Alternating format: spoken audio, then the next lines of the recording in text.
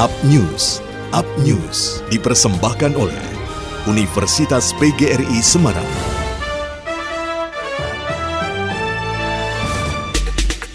Gubernur Jawa Tengah Ganjar Pranowo saat mendampingi Menteri Kesehatan Budi Gunadi Sadikin, Panglima TNI Marsikal Hadi Cahyanto, Kapolri Jenderal Polisi Listio Sigit Prabowo dan Kepala BNPB Ganip Waristo saat meninjau vaksinasi dan gudang obat di Surakarta. Dalam peninjauan tersebut, pemerintah pusat melihat secara langsung bagaimana antusiasme masyarakat dalam mengikuti vaksinasi. Dan untuk mengimbangi antusiasme masyarakat, Ganjar mengatakan pihaknya telah melakukan skenario percepatan dan penambahan vaksin. Ganjar juga telah meminta Dinas Kesehatan Provinsi Jawa Tengah untuk menyiapkan skenario penambahan sampai 300%. Dan melihat minat vaksinasi di Jawa Tengah yang cukup tinggi, Menteri Kesehatan Budi Gunadi Sadikin menyampaikan akan adanya penambahan jumlah vaksin untuk wilayah Jawa Tengah, termasuk untuk wilayah Solo Raya. Hal senada juga dikatakan oleh Panglima TNI Marsikal Hadi Cahyanto. Menurutnya, penyediaan vaksin akan ditambah terus sehingga target yang dicapai akan semakin banyak. Dia juga mengapresiasi masyarakat baik perorangan maupun kelompok yang berperan penting dalam menghadapi pandemi ini. Dan selain melakukan peninjauan vaksinasi, pada kunjungan tersebut juga dilakukan peluncuran bantuan sosial oleh pemerintah pusat. Bantuan berupa paket sembako ini nantinya akan didistribusikan oleh TNI Polri kepada masyarakat yang terdampak COVID-19.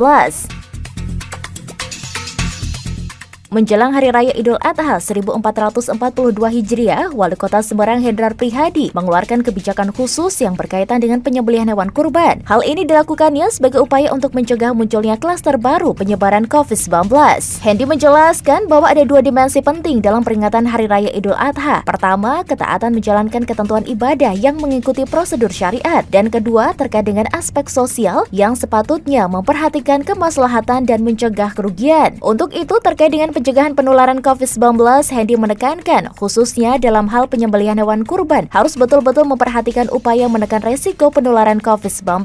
Dan melalui surat edaran kurban dari pemerintah Kota Semarang, proses pembagian hewan kurban hanya dilakukan oleh panitia kurban secara door-to-door dan tidak mengundang banyak massa untuk datang ke masjid, sehingga tidak memunculkan kerumunan dan menjadi klaster baru. Selain itu, dia juga menjelaskan apabila penyembelihan hewan kurban juga tidak harus dilaksanakan tepat pada Hari Raya Idul Adha, namun juga bisa dilakukan saat hari tasyrik, yakni 11 hingga 13 Zulhijjah. Dan dalam surat edaran pemerintah Kota Semarang terkait dengan penyembelihan hewan kurban juga mengatur sejumlah persyaratan apabila masyarakat akan menyembelih hewan kurban di lingkungan masjid. Syaratnya adalah panitia berasal dari lingkungan tempat tinggal yang sama dan dalam kondisi yang sehat, sedangkan petugas penyembelihan yang berasal dari luar kota harus memiliki surat keterangan bebas COVID-19 yang dibuktikan dengan hasil swab antigen 1x24 jam sebelum hari penyembelihan.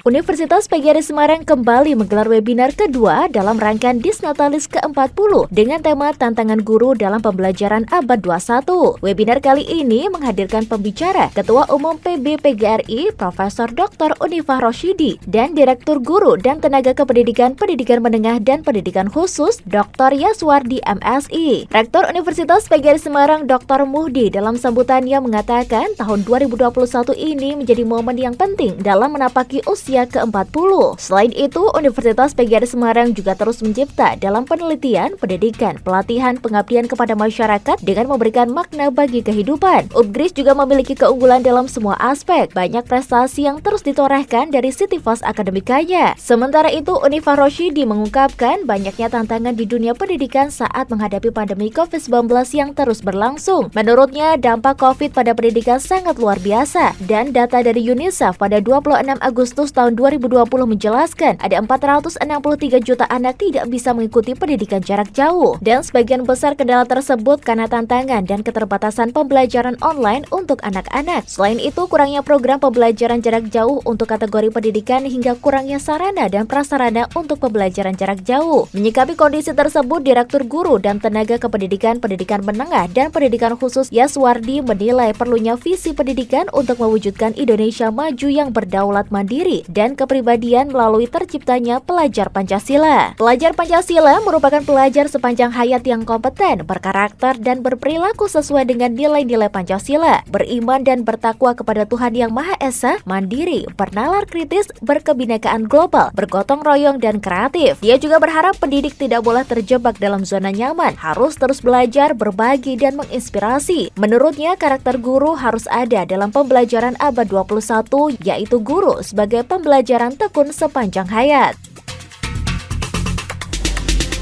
Demikian liputan tim pemberitaan melaporkan. UpNews dipersembahkan oleh Universitas PGRI Semarang, The Meaning University.